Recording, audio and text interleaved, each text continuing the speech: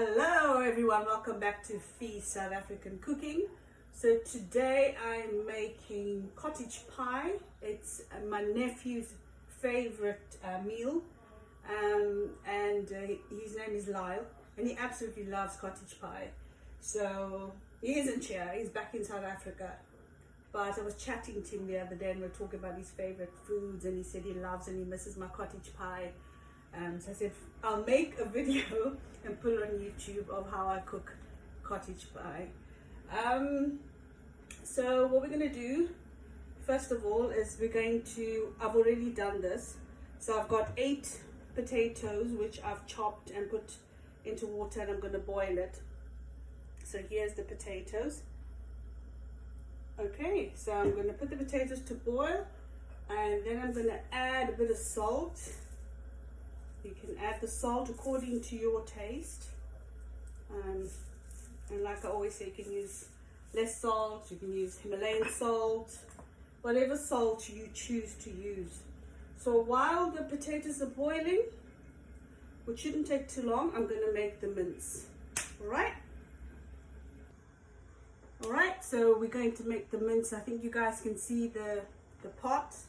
So I've got a medium-sized pot. Heat is on, and I'm now going to add two tablespoons. So 2 tablespoons of rapeseed oil. You can see that? That's good. Yeah, so cottage pie is also something I grew up eating, I think at least once a week. My mom used to always make it for us. So there's many different ways of making cottage pie, and there's also different types of cottage pie. But this cottage pie that my mom calls cottage pie is basically mashed potatoes that's layered, and you put mince that I'm going to braise now in between the potatoes, the mashed potatoes, and then on top you put lovely cheese. And you pop it in the oven, and you have it with dinner, and you can have it with a lovely green salad on the side. Alright, so 2 tablespoons of oil in the pot. I'm now going to add in my 1 chopped onion. So 1 chopped onion going in.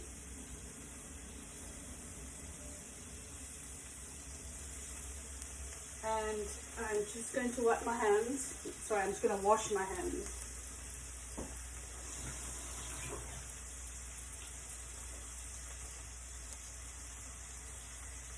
Right, so I'm just going to stir the onions and just basically wait for the onions to get slightly brown. So it should take about 2 to 3 minutes.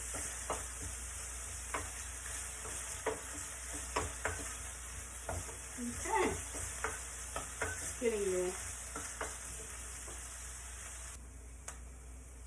there. Okay, so the onions are now lightly brown. I think that's a better angle. Seems to be getting better as the days go on. So what I'm going to do now is I'm going to add 1 sprig of curry leaf and about 1 sprig of thyme. Okay, I'm just going to stir that. Oh, curry leaf has a lovely smell. Yummy, yummy in my tummy. Okay, and I'm now going to add in my fresh ginger and garlic that I make at least once a week. So I'm going to add a very big teaspoon of garlic and ginger. You can set a stir.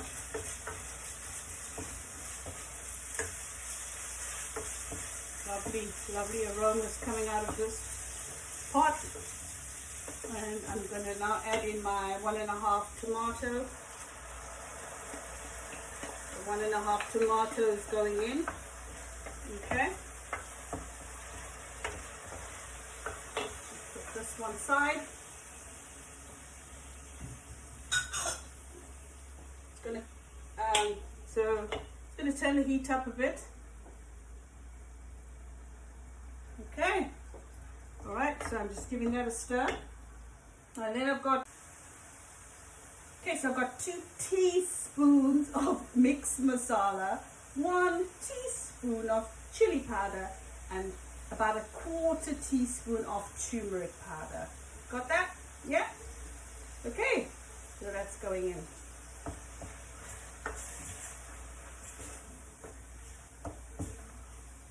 Just give that a stir and just fry the masala with the tomato and the onion for about a minute or 2.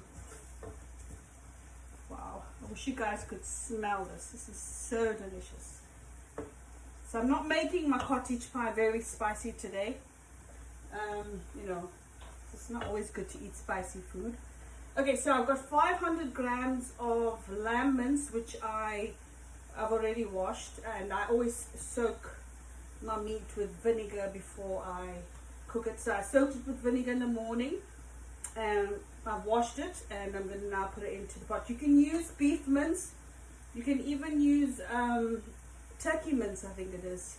I haven't tried chicken mince though. Okay, so that's going in. Lovely.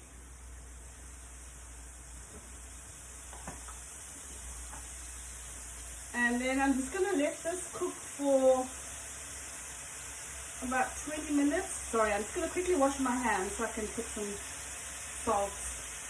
Let me just wash my hands.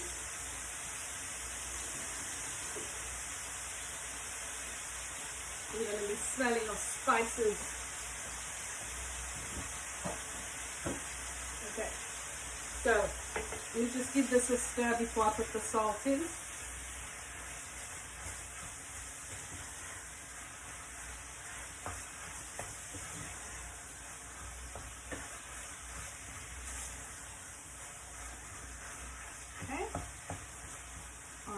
And now I'm going to add salt.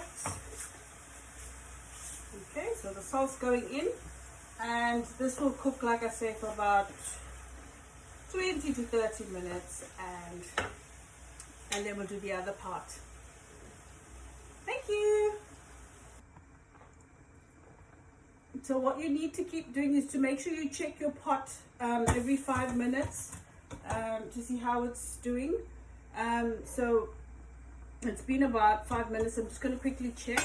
So it's all looking good. Just give it a stir. Okay.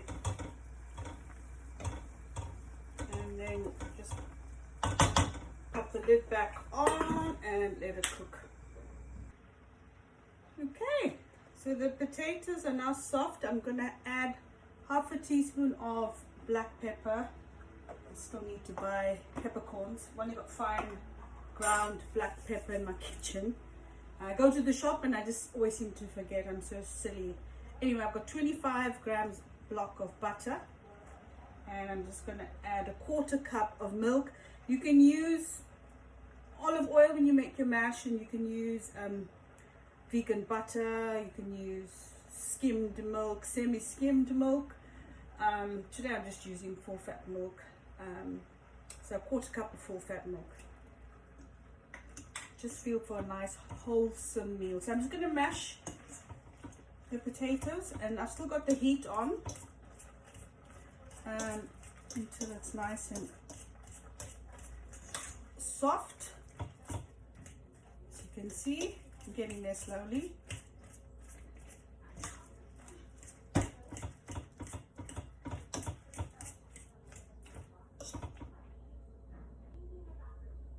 Alright, so the mash is all ready. Alright, lamb mince is also ready. So here we go. Pick that up for you. I'm just going to sprinkle some coriander.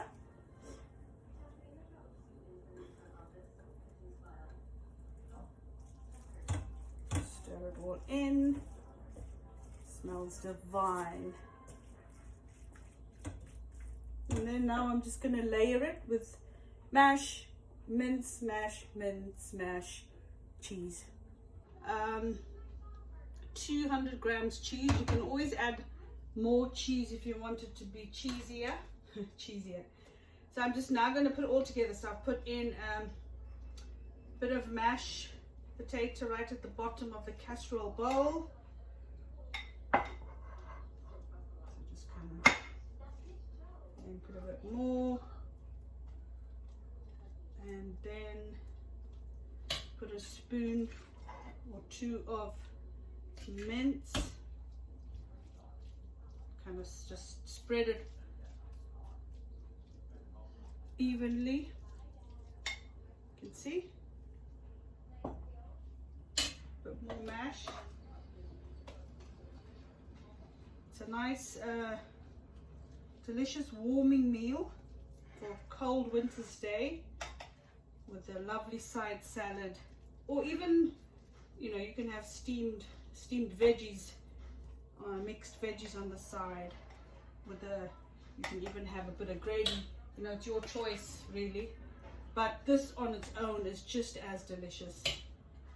And then the balance of the mince, as you can see, all the lovely colors and the lovely smells.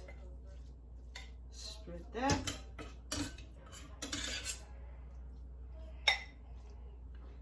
And we just put the rest of the mince into the bowl. Spread it evenly. Let's move this bowl so you can see, pot, so you can see what I'm doing. Put that on there and spread it evenly. I actually haven't eaten cottage pie maybe for over 6 months now. I don't know why I forget to actually make it sometimes. That's so delicious. So I'm now just spreading the mashed potato on top of the mince. It doesn't matter if the mince comes and messes up the top and you've got a bit of mince coming out from the mashed potato, it's fine. So now what I'm going to do after I've done this, I'm going to put the cheese on and then put it in the oven to cook for about 20 to 30 minutes until the cheese is melted. So another tip that you could do is you could actually make the cottage pie and, you know, put the cheese on it, put it in the oven. And you can make this dish really early. I don't even know what I'm trying to say is, this is what I'm trying to say. So I'm getting myself all muddled up. You can make your cottage pie, right, with just the mashed potato and the mince, and just keep it out, and then before you're going to have your dinner, about 30 minutes or so, put the cheese on and then pop it in the oven. Then you've got a lovely warm meal coming out the oven. Just won't be long. Let me just put that in the sink. Okay, and then I'm just going to sprinkle the cheese. You can use Gouda cheese, cheddar cheese. I think this is cheddar, yeah, mature cheddar. And you can put as much cheese as you like. So you're going to cook it in a preheated oven on a temperature about 180 degrees normal or 160 degrees fan assisted.